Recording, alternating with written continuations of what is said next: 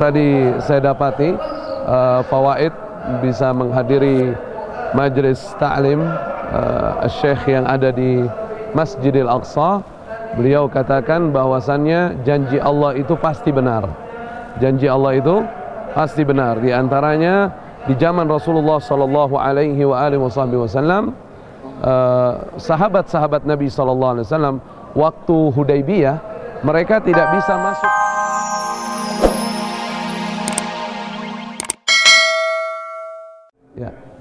Ya Allah, muliakan ini Islam, agungkan Islam, jayakan Islam. Masuk Islamnya salah satu daripada dua Umar, Amr ibn Hisham atau Abu Jahal, yang kedua adalah Umar bin Khattab. Fakhtar Allah subhanahu wa ta'ala Umar, dan Allah subhanahu wa ta'ala memilih Umar ibn Khattab dibandingkan Abu Jahal. Dan kita sudah banyak dengar kisah tentang masuk Islamnya Umar ibn Khattab karena datang ke rumah ke rumah saudari perempuannya yang sedang membaca Al-Quran. Kemudian ketika beliau masuk, Quran itu disembunyikan oleh Sayyidati Fatimah bintul Khattab, adiknya.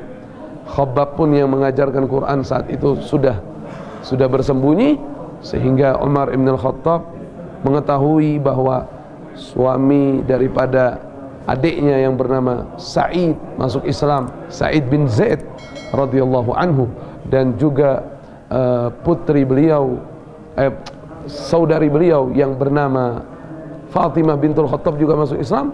Sa'id dipukuli oleh Sayyidina Umar, dipisahkan oleh Fatimah sampai Fatimah kena pukulan dan terjatuh, hingga Umar ingin mendengarkan atau ingin membaca daripada ayat-ayat suci Al-Quran. Kemudian kata Fatimah, sebaiknya engkau mandi dulu, kau najis. Setelah mandi dibacakan Al-Quran dan beliau membacanya, meneteslah air mata beliau, hidayah datang. Surah Toha yang beliau baca datang kepada Nabi SAW dan mengungkapkan keislamannya kepada Nabi kita Muhammad SAW di rumah Arqam bi Abil Arqam. Kemudian faqabbarallaha takbira, Rasulullah bertakbir, sekitar sahabatnya bertakbir. Faja'a Jibril alaihi salam, datang malaikat Jibril alaihi salam, wa qala lin nabiy sallallahu alaihi wasallam qad istabsyara ahlu sama bi islami Umar. Penduduk langit sekarang sedang bahagia Islamnya Umar ibn al-Khattab. Fasammahu al-Faruq, maka Nabi SAW menamakan namanya dengan al-Faruq. Apa artinya al-Faruq? Alladhi yufarriq bainal haqqi wal batil, yang bisa membedakan, yang bisa menegakkan yang hak dan membasmi kebatilan. Umar ibn al-Khattab. Disinilah beliau pernah mendirikan salat. InsyaAllah kita bisa menikmati keindahannya walaupun kita tidak melihat wujud beliau salat, tapi beliau napak tilasnya di sini beribadah salat di Masjidil Aqsa radhiyallahu taala anhu arda.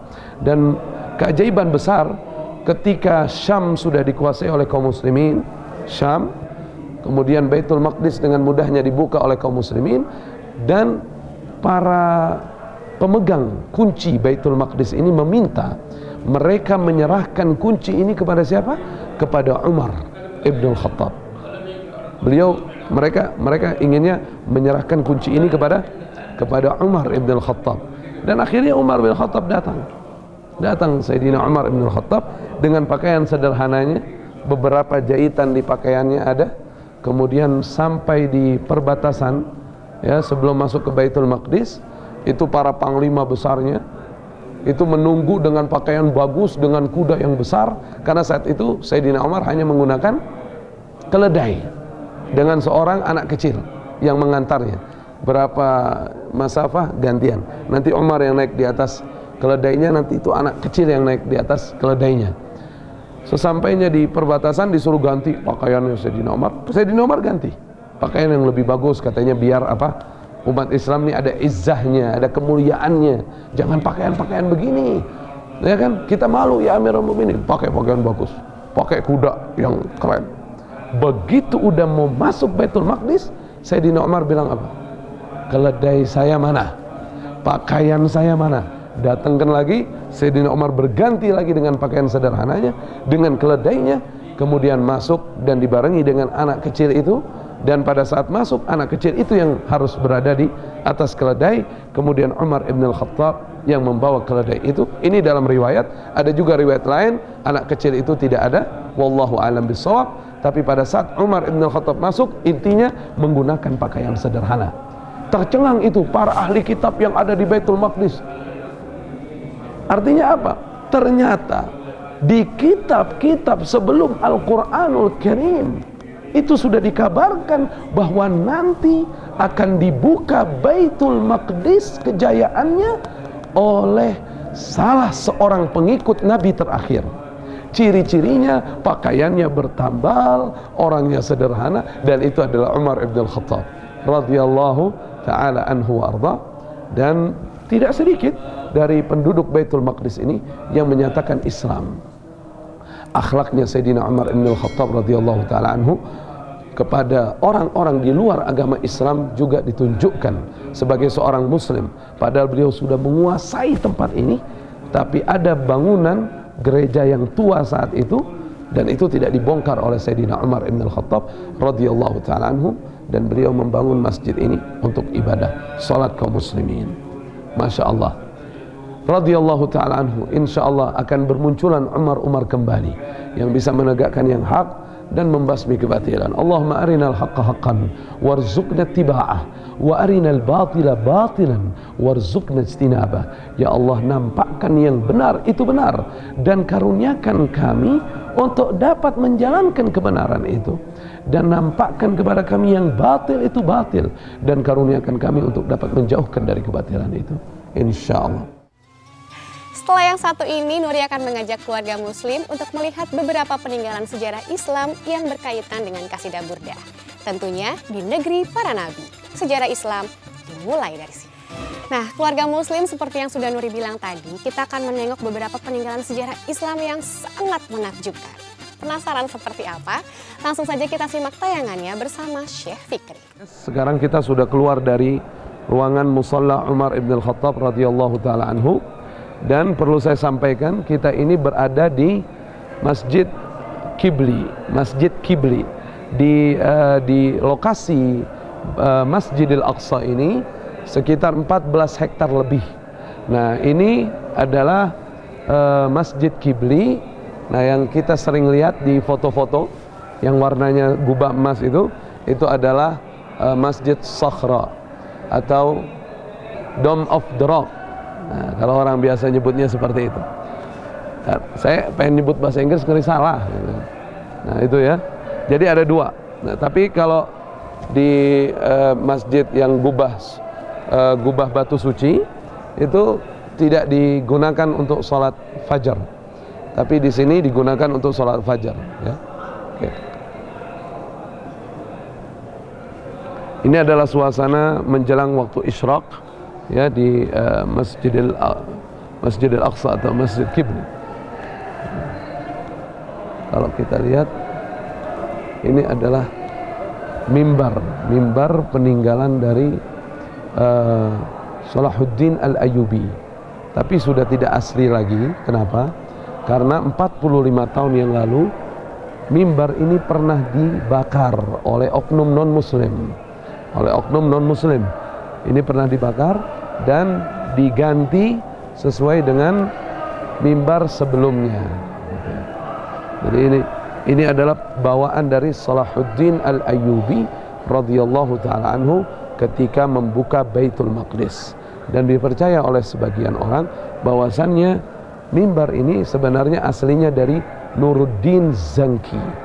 Dia adalah dulu sebagai raja Salahuddin yang tidak sempat untuk membuka Baitul Maqdis, namun sudah menyiapkan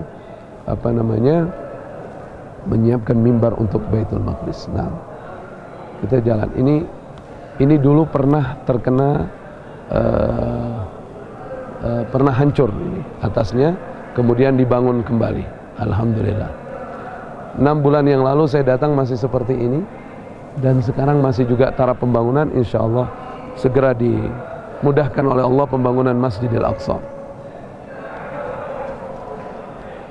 Sebelah sini kita akan menyaksikan orang-orang yang berkumpul membentuk halaqah pengajian. Ada di sini seorang syekh yang sedang mengisi pengajian dan dihadiri oleh banyak kaum muslimin dan muslimat di belakangnya yang mendengarkan pengajian ini. Ya. Yaqulu Nabi sallallahu alaihi wasallam, "Idza marartum bi riyadil jannah farta'u." Jika kalian lewat salah satu taman dari taman surga, maka dekatkanlah diri kalian ke taman surga itu. Sahabat bertanya, "Wa ma riyadul jannah ya Rasulullah?" Apa itu taman surga? Nabi sallallahu alaihi wasallam menjawab, "Hilaqatul dzikr." Perkumpulan orang yang sedang mengingat Allah dengan ayat-ayat Quran, dengan hadis Nabi sallallahu alaihi wasallam, dengan ilmu akidah, ilmu fikih, ilmu sejarah, mendekatkan diri kepada Allah Subhanahu wa taala. Kita ngambil tabarruk walaupun sebentar, kita duduk di situ, insyaallah kita mengambil manfaat. قال فإذا جاء وعد الآخرة ليسوءوا وجوهكم وليدخلوا المسجد كما دخلوا أول مرة وليتبروا معالم كبيرة. هنا في عندنا دخول مرتين حتى إن شاء الله. في دخول في القرآن دخولين، الدخول الأول دخول مكة المكرمة. في دخول مكة المكرمة يقول جل وعلا لتدخلن المسجد الحرام إن شاء الله آمنين محلقين رؤوسكم. عن حق يا أبا بكر؟ قال بلى. قال ألم يعدنا رسول الله صلى الله عليه وسلم أننا ندخل مكة؟ قال بلى. أفوعدك أنك داخل العام؟ قال لا. قال فإنك داخل. صحيح. فجاء وعد القرآن لتدخلن المسجد الحرام إن شاء الله. Di antara yang tadi saya dapati fawaid bisa menghadiri majelis ta'lim Syekh yang ada di Masjidil Aqsa. Beliau katakan bahwasannya janji Allah itu pasti benar. Janji Allah itu pasti benar. Di antaranya di zaman Rasulullah sallallahu alaihi wasallam, sahabat-sahabat Nabi sallallahu alaihi wasallam waktu Hudaybiyah, mereka tidak bisa masuk ke Masjidil Haram. Mereka sudah pakai kain ihram semua untuk menjalankan ibadah umrah, tapi mereka tidak bisa masuk ke dalam Masjidil Haram. Saat itu Allah Subhanahu wa taala menjanjikan kepada mereka dengan ayat yang tadi dibacakan oleh Syekh, bahwa kalian semua akan masuk ke dalam Masjidil Haram dengan pasti. Allah Tuhannya menjanjikan itu. Aminin, masuknya dengan cara yang aman. La takhafun, jangan ada yang takut. Subhanallah, Allah tidak katakan kalian masuk dengan cara berperang. Dan kejadiannya apa? Fathu Mekkah tidak dengan cara perang, tapi masuk dengan keamanan dan tidak ada kekhawatiran sedikit pun di hati para sahabat Nabi sallallahu alaihi wasallam bahwa wa'dullah haq, janji Allah itu benar. Insyaallah Allah juga berikan kemenangan kepada kaum muslimin di Masjidil Aqsa ini dengan terbangunnya khilafah di Masjidil Aqsa, dan insyaallah Allah Subhanahu wa taala memuliakan Islam dan kaum muslimin.